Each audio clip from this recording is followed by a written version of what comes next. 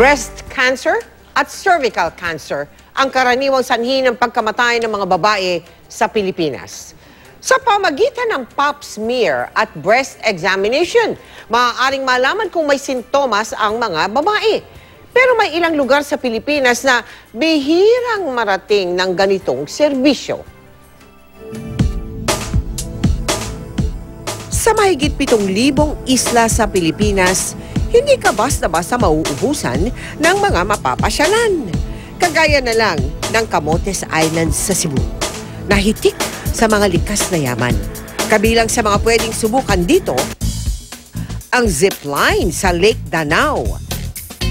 Pero kung gaano kasigla ang turismo sa malaparaisong isla, ganoon naman katamlay ang usapin tungkol sa pangangalaga sa kalusugan ng mga kababaihan doon. Maraming kulang, kaya sa pakiramdam ko, maraming medyo deprived ang isla.